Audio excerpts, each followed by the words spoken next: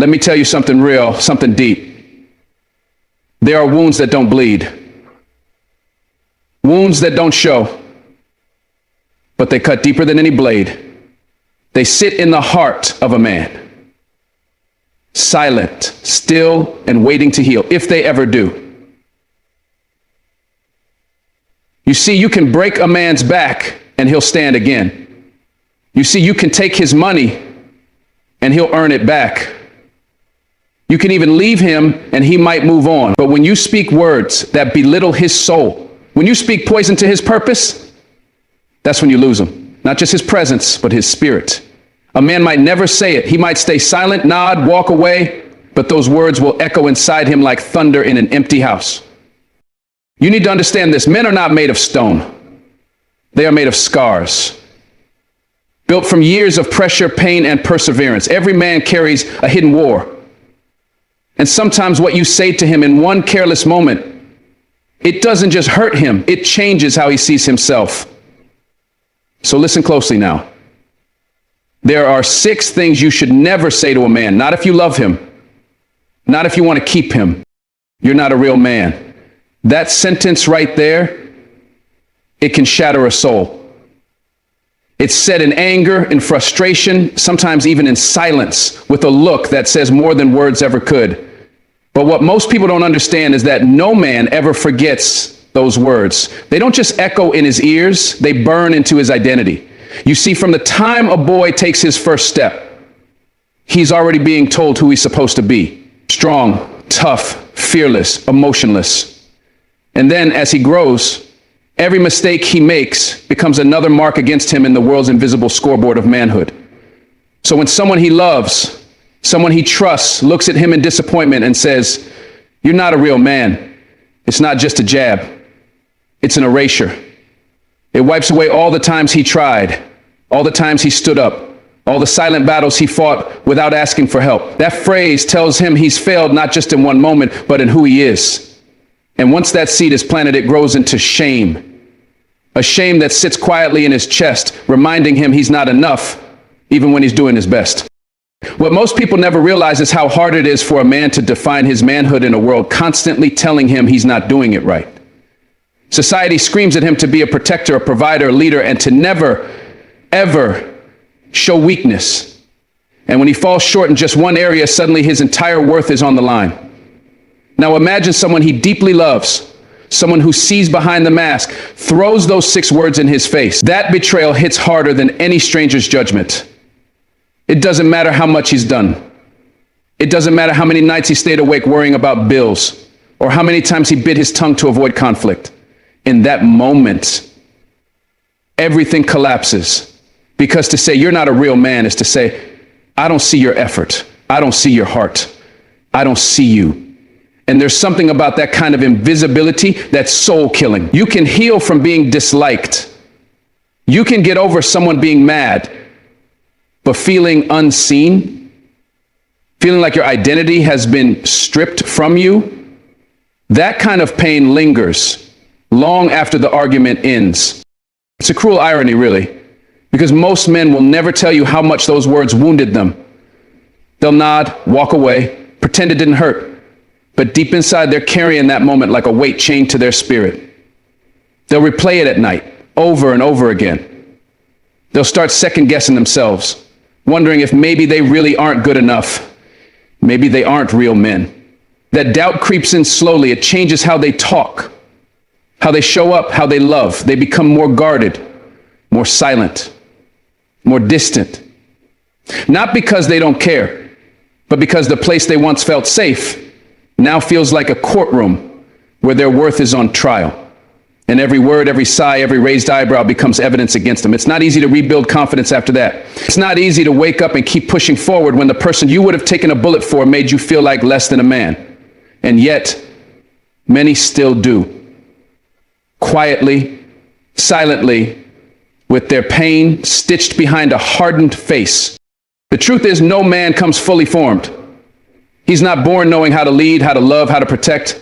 He learns through trial and error, through falling and rising, through watching the world and sometimes failing to understand it. And in that process, he makes mistakes. Big ones, But those mistakes don't make him less of a man. They make him human. See, manhood isn't a destination. It's a journey. A rugged, unpaved road filled with storms, losses, and heartbreaks. When you tell a man he's not real because he fell down, you ignore the courage it took for him to stand in the first place. You ignore the weight he's carried on his shoulders, silently, so others could feel secure. You ignore the thousands of moments where he chose love over pride, protection over ego, and endurance over escape. The problem is, too many people define manhood by what's visible: the job, the car, the bank account. But the real proof of a man is in how he treats the people he loves when no one is watching. How he keeps showing up even when he's tired, even when he's broken inside. Sometimes the man you accuse of not being real is the one holding himself together with tape and prayer. You don't see the pressure he's under, the expectations, the sleepless nights, the voice in his head telling him to be strong no matter what. You don't see how much it takes for him to smile when everything's falling apart.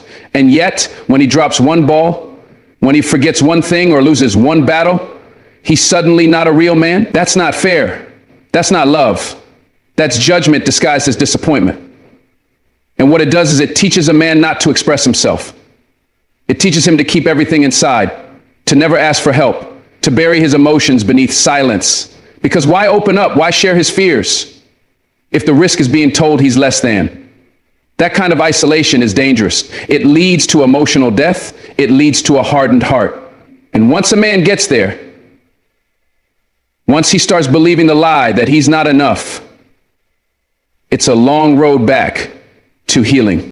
You want to see a man fall apart? Don't hit him. Don't leave him. Just make him feel worthless while he's trying his best. Make him feel like all his efforts are invisible. That's how you break a man without ever laying a hand on him. And the worst part, he'll never tell you. He'll carry it like a secret, smile through it, joke about it, but inside he's building a wall. A quiet wall. A wall that says, I'm not safe here. And once that wall is built, it doesn't come down easily.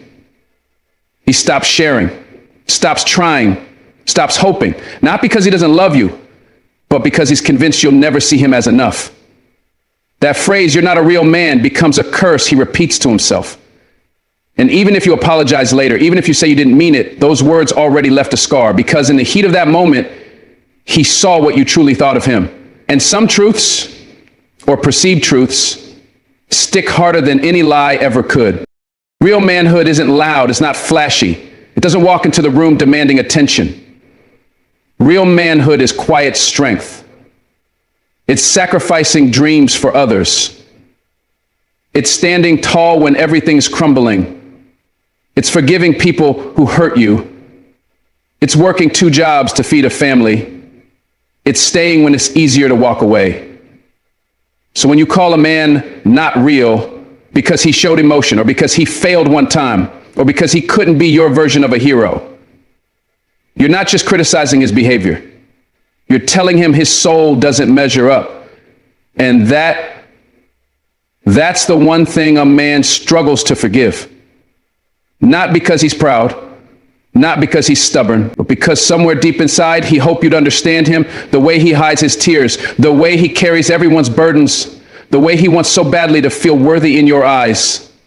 And when you reject that, it's not just pain, it's a heartbreak he carries forever. No matter how tough he looks on the outside, you'll never be enough. That's what the world keeps whispering over and over again, until that whisper becomes your inner voice. You start hearing it when you wake up in the morning and see yourself in the mirror. You hear it when your accomplishments don't get the recognition they deserve. You hear it when someone you love walks away without explanation, or worse, with reasons that make you question everything about yourself. It doesn't matter how hard you try, how far you go, how much you change, somehow that sentence keeps following you. It creeps into your relationships, your work, your sense of identity. It convinces you that every mistake you've made confirms it. And the more you try to silence it, the louder it gets. That voice doesn't just live in your head. It shapes your actions. It decides what risks you don't take. It convinces you not to speak up, not to love too deeply, not to dream too big. Because deep down, you're scared that the moment you do, someone's going to confirm what you already believe. That no matter how much you give, you're still not enough for them, for this world, or even for yourself. That feeling of not being enough often begins in silence. It starts when someone important to you withholds affection. When your father never says he's proud, when your mother only notices your flaws, when your friends only call when they need something. It's in those quiet moments that you begin to question your value. You begin measuring your worth based on how others treat you, not on who you truly are. And when people you love start pulling away, you don't ask what's wrong with them. You ask what's wrong with you. That's the trap. You internalize their behavior as a reflection of your worth. And over time, it builds up. You start second guessing every word you say, every choice you make, every part of yourself that once felt natural.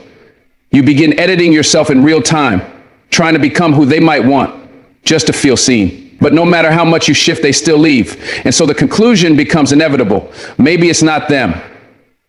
Maybe it's you. Maybe you were never meant to be enough in the first place. And the more you try, the more you confirm that deep-rooted lie. Every time you get close to someone, there's a part of you that hesitates.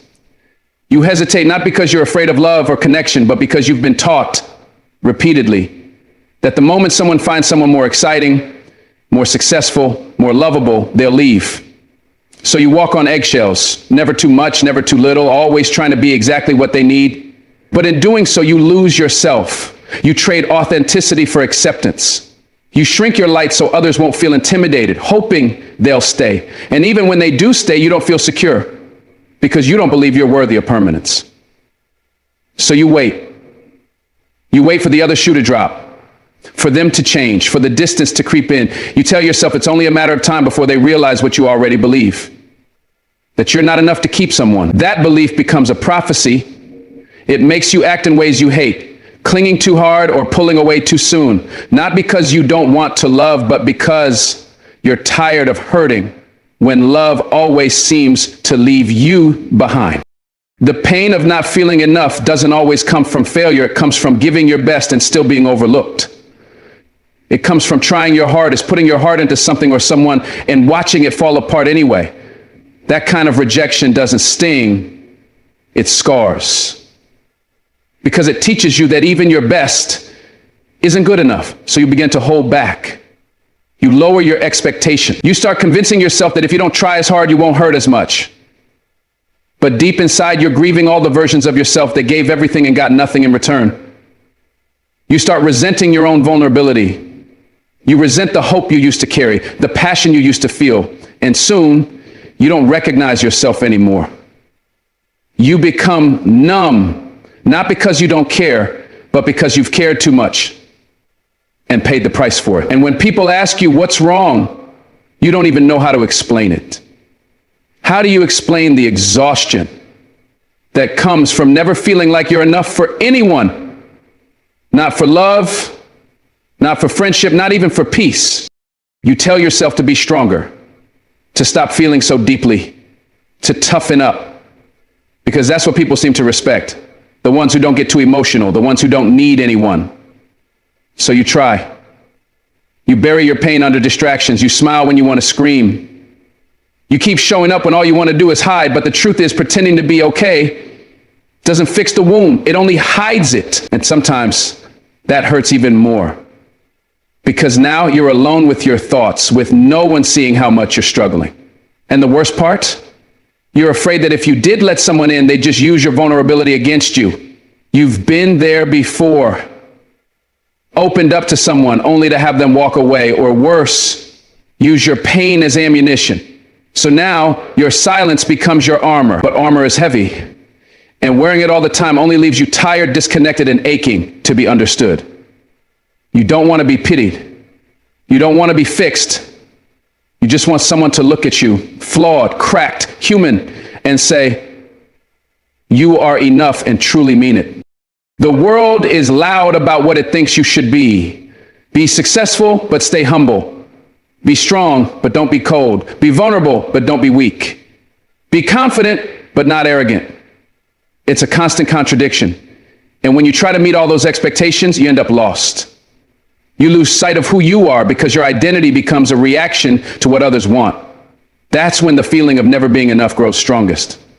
because you're chasing a standard that doesn't exist. You begin to wonder if you'll ever get it right, if there's a version of you that will finally satisfy everyone. But the truth is, even when you get close, they move the goalpost. They find a new flaw, a new thing to criticize, a new way to make you feel small. And somewhere along the way, you stop chasing your own joy.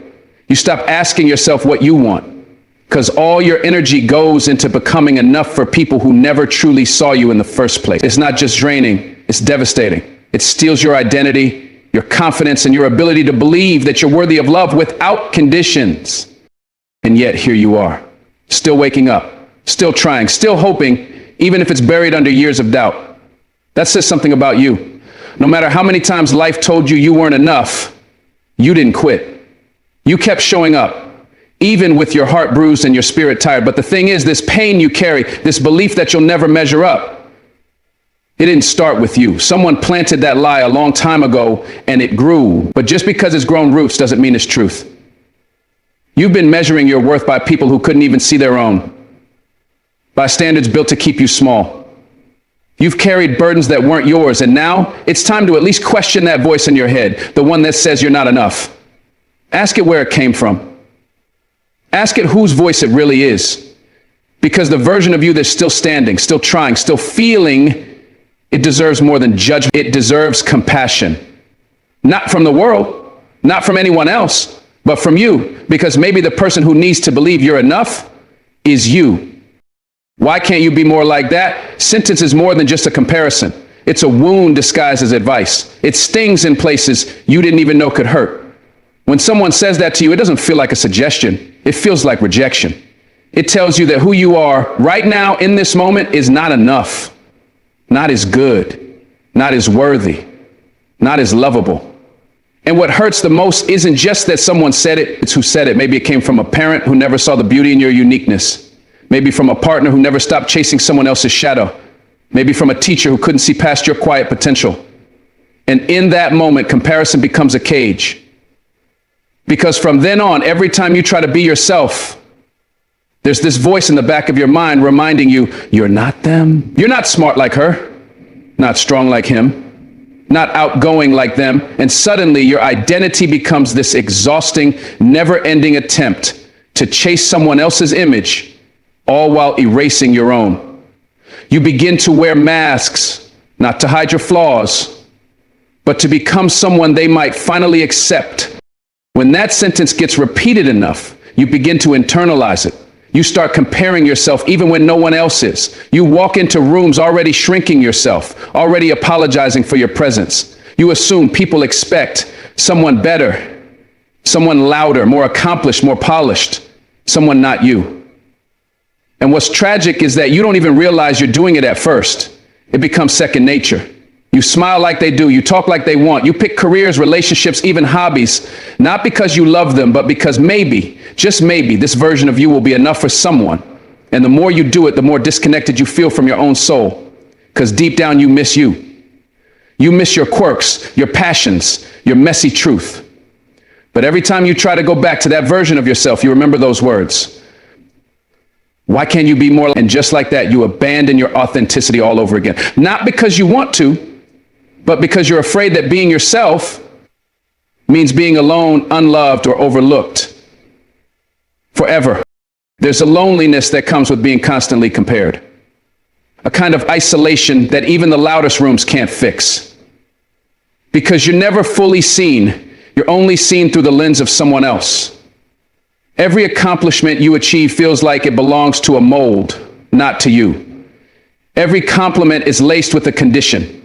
You're doing better just like her. And instead of feeling proud, you feel hollow because it wasn't you who got the praise. It was the version of you they wanted you to be. And when you fail or fall short, the comparisons get louder. They don't comfort you. They don't say you're human. They say, see, you should have been more like them. That's when shame creeps in. That's when you begin to believe that no matter how much you grow, it will never be enough. Because it's not about growth anymore. It's about becoming someone else entirely. And the worst part is, even if you manage to become who they wanted, you'll never be satisfied. Because you'll always know it wasn't really you they loved. It was the illusion they built from someone else's reflection. It starts to affect your relationships too. Because when you're constantly measured against someone else, you stop feeling safe. You stop believing in unconditional love. You begin to guard your heart, not to protect it from pain, but to protect it from being seen and rejected again. So you hide parts of yourself, the real parts, the sensitive parts, the ones you were told weren't good enough. You try to be the ideal instead of being real, and people think you're distant, cold, or hard to reach. But they don't know that you're just trying to survive in a world that keeps asking you to be someone else.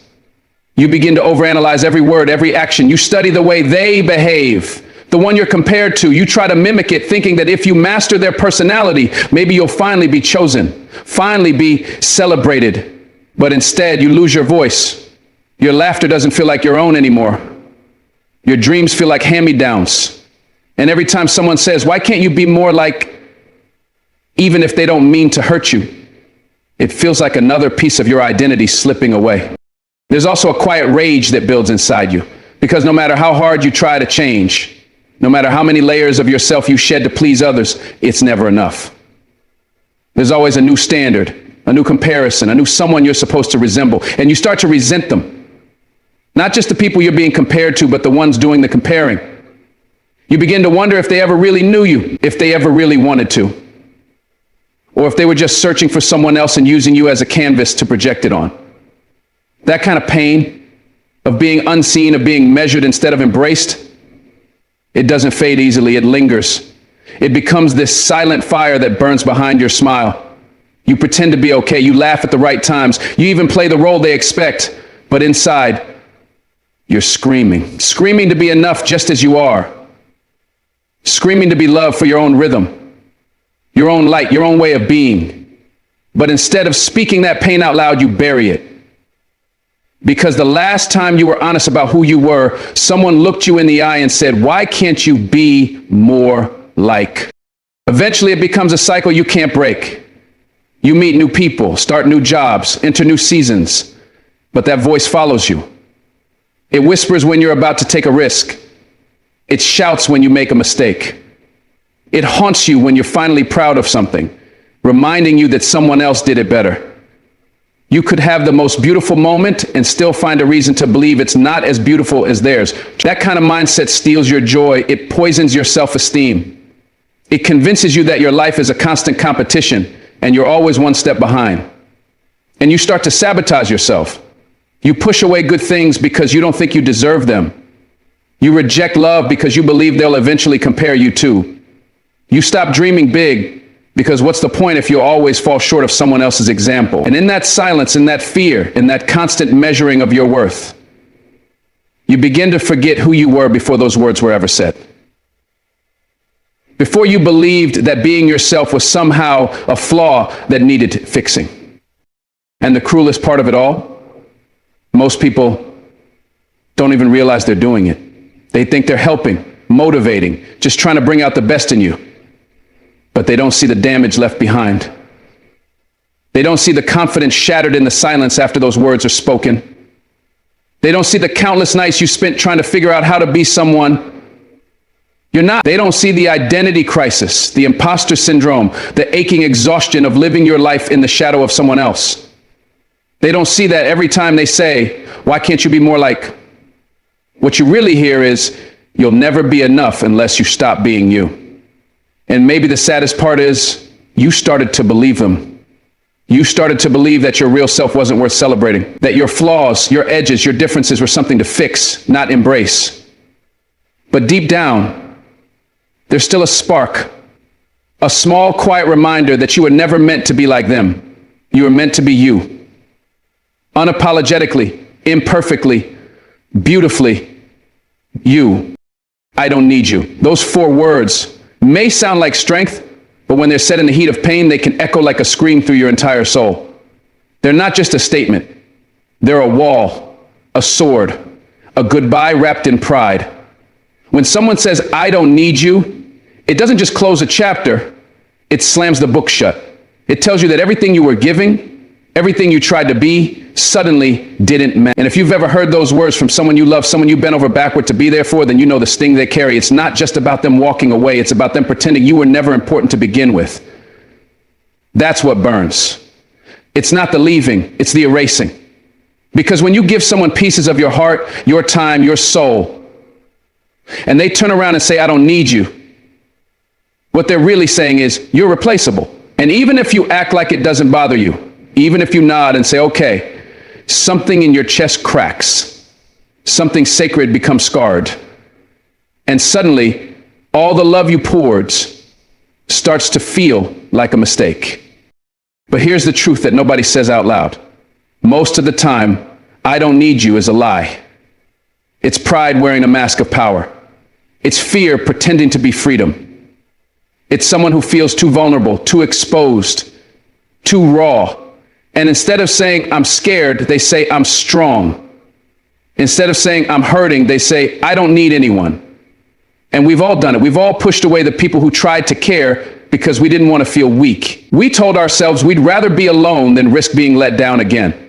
And in that moment, we convinced ourselves that needing someone was the same as depending on them for survival. But needing someone isn't weakness. It's human. It's connection. It's admitting that your soul found comfort in someone else's presence. It doesn't mean you can't stand on your own. It means that standing with them felt better. So when people say, I don't need you, what they're often really saying is, I needed you so much, it terrified me, and that fear becomes silence, anger, distance, anything but truth. The problem is when you hear those words enough, you start believing them, not just about others, but about yourself. You begin to think maybe you were too much. Maybe your love was suffocating. Maybe your presence didn't add value, and you start to retreat. You start pulling back your heart in every room you walk into. You stop showing up fully. You give less, not because you want to, but because you're afraid of being told again that you're not needed. And little by little, you start to build walls too. Walls around your care, your effort, your vulnerability. Because you've learned that people don't always treasure it. They don't always stay. So you pretend you don't need anyone either. You smile with half your truth. You laugh through your loneliness. You post like everything's fine. But behind all of it, you miss what you're afraid to say out loud. You miss needing someone. You miss being needed. You miss that unspoken bond where two people look at each other and say, I'm here and I'm not leaving. And when that bond is broken, when someone throws, I don't need you in your face, it makes you question everything. Was it ever real? Did they ever mean the things they said? Was your connection just convenience? The overthinking starts to eat away at your peace. You replay conversations trying to find the moment things shifted. You blame yourself. Maybe if you were quieter, more understanding, more whatever, they wouldn't have left. But here's what you need to understand. People don't say, I don't need you because you weren't enough. They say it because they weren't ready. Not ready for real love. Not ready for honest connection. Not ready to be seen fully and still stay. And instead of facing that truth, they take the easy way out. They act cold, they shut you out, they walk away like nothing ever mattered, but deep down, they know they're lying. Because no one walks away from real love without feeling the loss. They just bury it, they numb it, and sometimes they don't realize the damage until it's too late. The most painful part is watching someone pretend you never mattered when you still carry every memory like it happened yesterday. You remember the conversations that changed you, the laughter that healed something broken, the moments you were absolutely sure that what you had was real. But when they say, I don't need you, it's like all of that disappears in an instant. It's a slap to everything you shared. And what's worse is when they say it in front of others trying to prove a point, trying to look strong. Like walking away from you was the best decision they ever made. And you just stand there, holding your broken heart with quiet dignity. Because you know you gave your all. You know your love was real, and no matter what they say now, they can't erase the truth. They can't rewrite the past. You were there when it mattered. You were there when they needed someone, but now they're rewriting the script, casting you as the forgettable one. And you're left with the silence, the questions, and the ache of knowing you were worth more than they ever admitted. But in that silence, something powerful begins to grow. Clarity. You start to see the difference between being needed and being used. You start to realize that being someone's emotional crutch is not the same as being someone they truly value. You begin to recognize your own patterns, how you've always tried to prove your worth through what you give, how you show up, how you never leave. And now you're learning that not everyone deserves that version of you. That love doesn't mean abandoning yourself to earn someone's approval. And maybe, just maybe, hearing "I don't need you" was the wake-up call you never asked for, but absolutely needed. Because now you're not chasing people who make you feel like a burden. You're no longer shrinking yourself to fit into someone else's comfort zone. You're starting to see your own worth, not in how needed you are, but in how true you are to yourself. And that shift is hard. It's painful, but it's freeing. Because the moment you stop trying to be indispensable to the wrong people, you make space for the ones who see your value without needing to be convinced. And one day you'll look back at that moment when someone said, "I don't need you," and you won't feel pain. You'll feel gratitude. Because those words push you back to yourself. They stripped away your illusions. They reminded you that your worth isn't tied to anyone's inability to recognize it. You'll be stronger, not in the loud, ego-driven way, but in the quiet, unshakable way. The kind of strength that doesn't need to prove anything to anyone. You'll stop overgiving. You'll stop begging for clarity. You'll stop waiting for apologies that were never coming. And you'll move forward with grace, not because you don't care anymore, but because you finally care about yourself just as much. You'll still love deeply, but you'll be wiser with your heart. You'll still show up, but only for those who meet you with equal presence. And most of all, you'll never again let someone's inability to see your worth convince you to doubt it. You'll remember that even when someone told you, "I don't need you," you kept loving, you kept standing. And that right there is your power. You're just like your Father. When those words are thrown like a weapon, they cut deeper than 1,000 insults ever could, because they don't just point a finger at who you are, they dig into your blood, your history, your roots. For some, that sentence is a compliment, a badge of honor.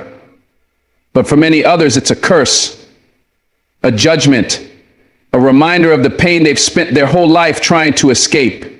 Maybe your father wasn't there. Maybe he was, but never truly showed up for you. Maybe he was angry, distant, cold, or even cruel. So when someone looks you in the eyes and says, "You're just like your father," they're not simply comparing traits. They're resurrecting every wound you've tried to bury. They're telling you that no matter how hard you've worked, how far you've come, how different you tried to be, you're doomed to become what hurt you. And that's enough to shatter something inside. Because suddenly you're not fighting for your identity anymore. You're fighting not to be someone else's memory of pain. It's hard to explain how those words follow you. They echo in the back of your mind when you're angry, when you raise your voice, when you withdraw emotionally. You hear them when you're trying to do better but fall short. When you're triggered, when you shut down, you start questioning your every reaction. Was that me or was that him? Am I choosing this, or is this his shadow in me? And that fear starts to choke your growth. You hesitate to feel anger, to make mistakes, to stand firm, because any flaw could be used against you as proof that you're turning into him. And it doesn't matter how intentional you are, how much you try to break generational cycles. Once that sentence is said, it plants a seed of self-doubt that keeps growing. It makes you afraid of your own reflection. And what hurts the most is when it comes from someone you love. Someone who knows your past, someone who should understand how much you've tried to rise above the pain. The thing is, you never asked to carry his name. You never asked for his trauma, his mistakes, his silence. Yet people act like you're responsible for his sins. They forget you were just a child watching chaos, trying to make sense of it. They forget that while he was out hurting people, you were in your room crying, confused, praying that one day you'd be different. And still, when you slip, when you fall, when you react like any human would, they slap that label on you, and it stings.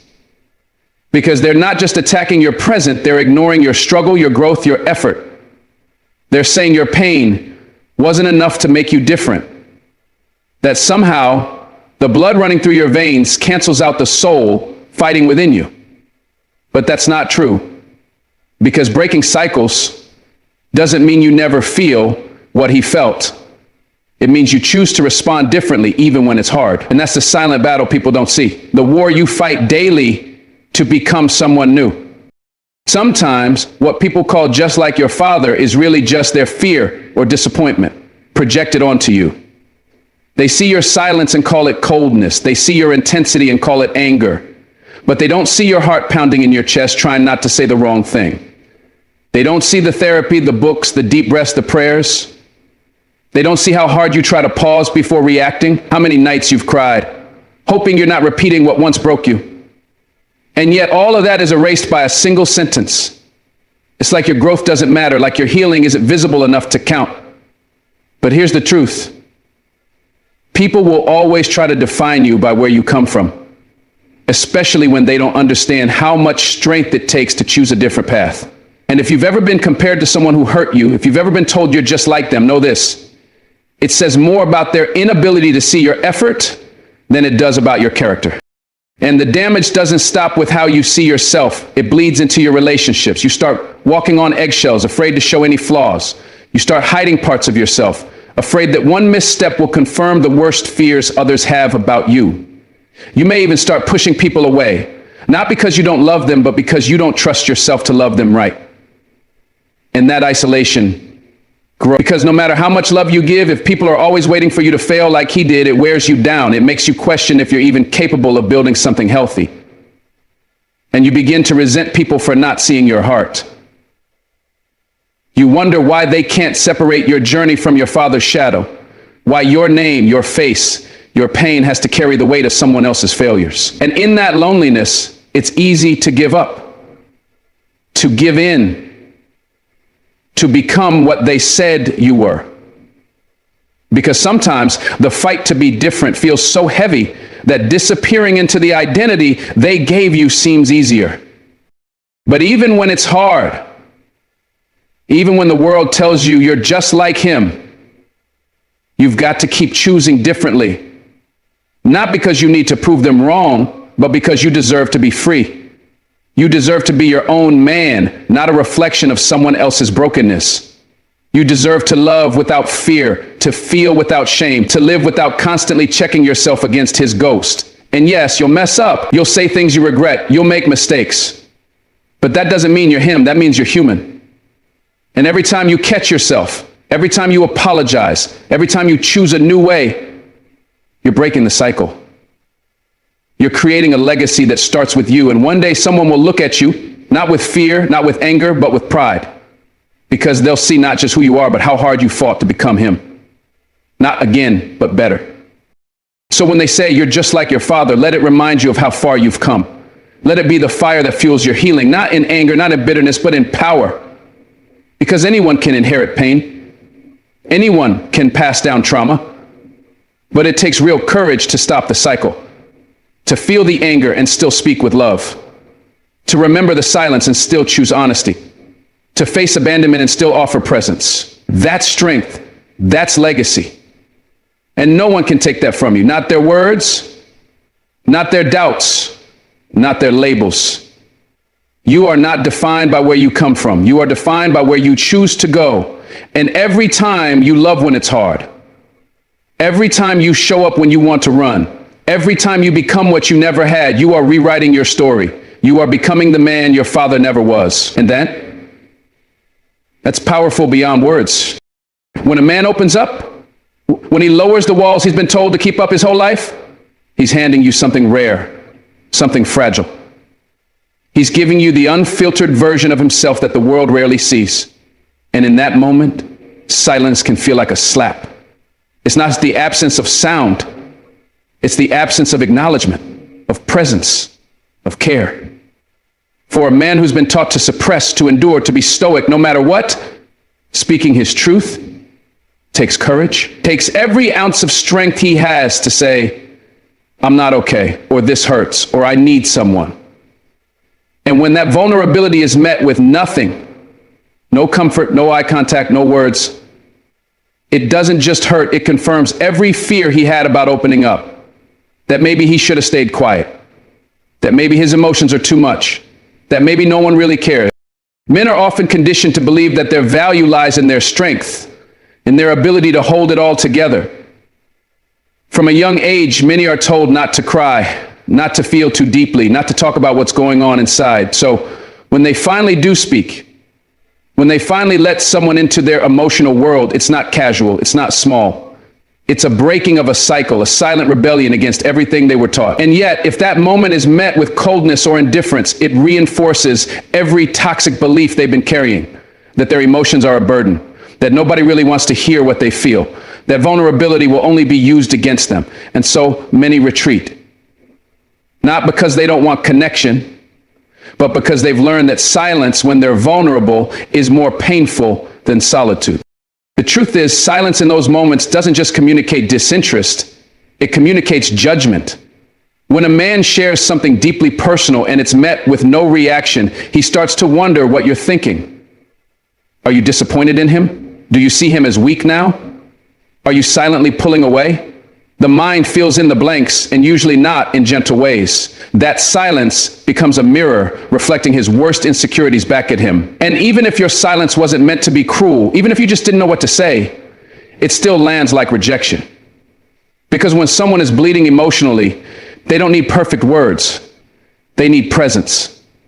They need to know they're not alone in that moment, that someone sees them, hears them, and isn't afraid of the messy, complicated truth they just revealed. And when they don't get that, they shut down.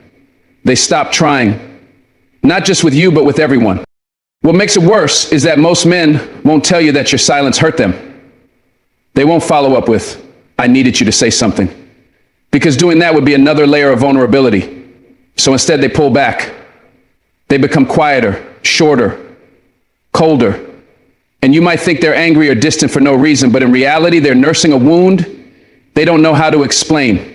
A wound that says, "I gave you the most honest part of me, and you left it unanswered." And the tragedy is that some relationships die not because of yelling or betrayal, but because of silence in the moments that mattered most. Because when someone opens the door to their heart and no one walks through, they often decide to lock it for good, not out of spite, but out of protection. It's easy to underestimate how much a man is carrying. On the outside, he might look calm, even stoic, but inside he could be waging wars you know nothing about. The expectations, the pressure, the fear of failure, it all builds up. And when he finally cracks open, when he finally says, "I can't do this alone," that's not weakness, that's strength. That's trust. That's him saying, "I believe you're safe enough to hold this with me." And how you respond in that moment can shape how he views himself, how he views you, how he views vulnerability as a whole. You don't need to fix it. You don't need to say all the right things. You just need to stay, to listen, to be with him in it. Because the silence that wounds the most isn't the silence of not knowing what to say. It's the silence of disappearing when he needed you present. And over time, repeated silence in the face of his vulnerability teaches him a dangerous lesson, that he must suffer quietly, that no one can handle his truth, that love comes with conditions. And one of those conditions is that he must always be strong. And so he becomes what the world asked him to be, the provider, the protector, the unshakable one. But inside, he's empty, he's lonely, he's afraid, and no one knows. Because when he did show that side, it was met with silence. And so he smiles more, jokes more, distracts more. He convinces everyone, including himself, that he's fine until he's not. Until the weight becomes too heavy. Until the silence inside him turns into a storm he can't escape. And by then, it's not just hard to reach him, it's hard to remind him that vulnerability was ever safe in the first place. So when a man gets vulnerable with you, when he drops the act and lets you see what's really going on beneath the surface, don't meet it with silence. Even if you don't understand everything he's feeling, even if it catches you off guard, respond with presence. Respond with grace. Because those moments are rare. And they are sacred. A man's vulnerability isn't something to be feared. It's something to be honored. It's not a sign that he's breaking. It's a sign that he's choosing you, trusting you, letting you into the part of himself that he spent his whole life guarding.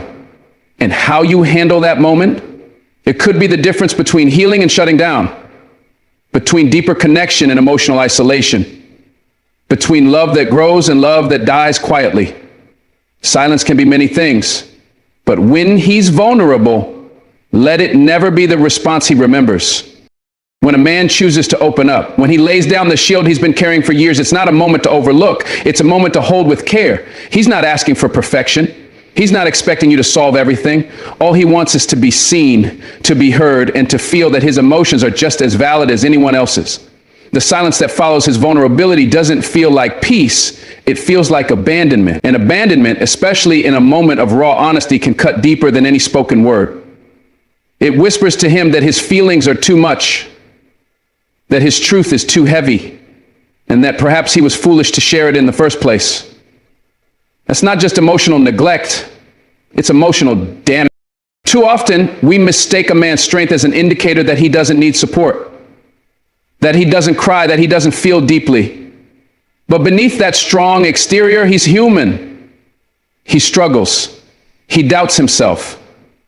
He longs for connection just like anyone else. And when that connection is broken in his most vulnerable moments, it leaves scars he rarely talks about. He may not tell you he's hurting. He may not know how to express it, but it shows in his distance, in his silence, in the way he starts to pull away slowly, quietly, and permanently. The truth is, we all want to be loved for who we are at our core, not just for the parts of us that are easy, polished, or convenient. A man deserves that same grace. He deserves to be able to say, I'm not okay, without fear of being judged or dismissed. He deserves someone who doesn't vanish emotionally when the conversation gets real. What he needs in those moments is compassion, not correction. Presence, not perfection.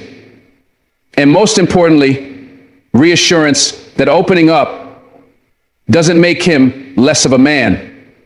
It makes him more human. Let this be a reminder, a call to be better, to love more deeply, to listen more intently. Sometimes it's not the grand gestures that matter most, it's the small, quiet ones. A hand on his shoulder, a nod of understanding, a simple, I'm here with you. Those are the moments that heal. Those are the moments that stay with him long after the words have faded. And those are the moments that give a man the courage to stay open, to stay real, to stay present in love. Thank you for being here, for listening, for choosing growth over comfort. Let's be the kind of people who make others feel safe in their truth. Let's not meet vulnerability with silence, but with strength, warmth, and grace. God bless you. Take care of one another, and never forget, the way you show up when someone is hurting says more about your heart than 1,000 words ever could.